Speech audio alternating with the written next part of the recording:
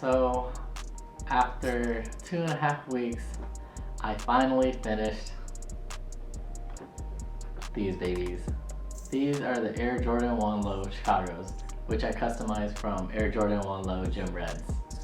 Finally happy that I finished these is because I get to put out this video and then show how I ended up creating it. It's not that exciting, but I'm just proud of how I created this. I just want to give a shout out to different people that helped me on social media, such as Juan Wilson on Twitter. He does a lot of customizations, along with Angela's video tutorials where they help me kind of figure out how to paint things, especially the sock liner. Nightwing, aka Word Testers, he helped me a lot with providing a business card for the edges so it doesn't go along the white panels right here, and that helped me a lot. Also, shout outs to my homeboy GJ and him providing me the tips of how to get started. So I think after waiting so long to create a video about these and just kind of like finishing them at hand, here's the process of how I did it. So the Chicago ones were pretty much just a high version, except the swoosh was black and the upper was black. And here's a picture to show what it looked like. And before we start off, just needed a few things that you need to buy and just check out from somewhere. We have the Angelus flat black acrylic leather paint, and also from Angelus the leather prepare and deglazer. I read from different sources that flat black paint was highly recommended just so that there's no shiny finish and it's more matte. And the prepare and deglazer, it works well, but as a substitute you can also use acetone. And then next comes up are paint brushes, some gloves, no glove no love, and some painter's tape.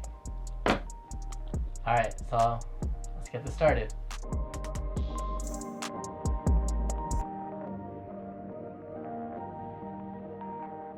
I forgot to mention here that cotton pads are pretty essential. I'm using the prepare and deglazer just to mark off the factory finish.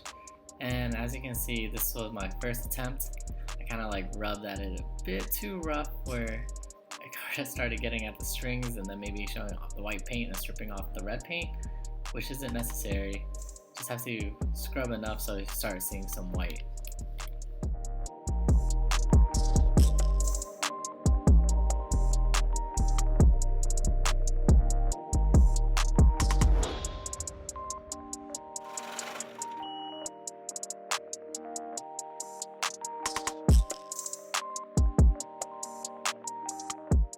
As we move on to the next step, we're painting the swoosh all black with a flat black leather paint by Angelus, and we pretty much just let it dry after using the prepare and deglazer.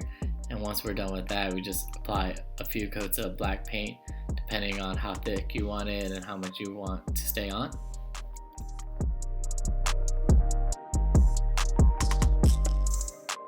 So as I finish applying the coats of black paint on the shoe, you let it dry for 24 to 48 hours. I prefer to leave the painter's tape on just because I didn't want to peel the tape when it's wet and have that cause unnecessary smearing.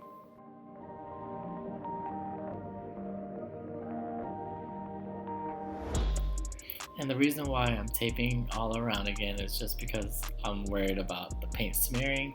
It's my first time trying to do this, customizing it, so I'm really nervous, and I'm just taping it all around for extra security. While in the meantime, I'm using a business card to shove it into the edges and black paint all around it.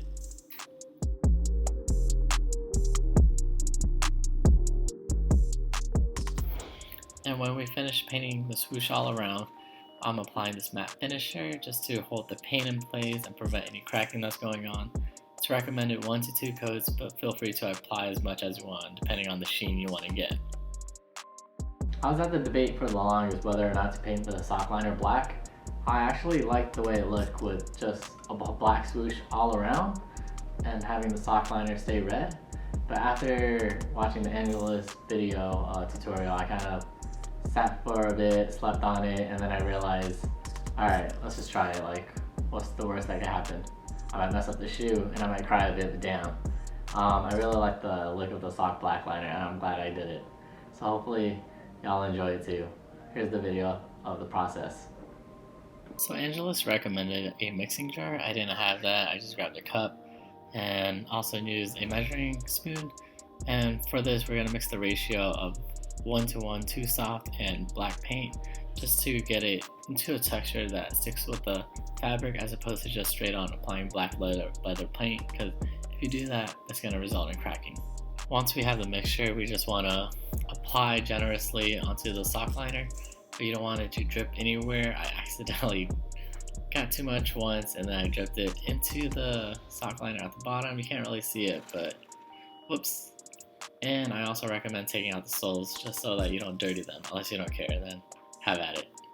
And one last important tip is making sure you set the paint with the heat gun at 300 degrees for 3 to 5 minutes, just so that it stays on and doesn't crack.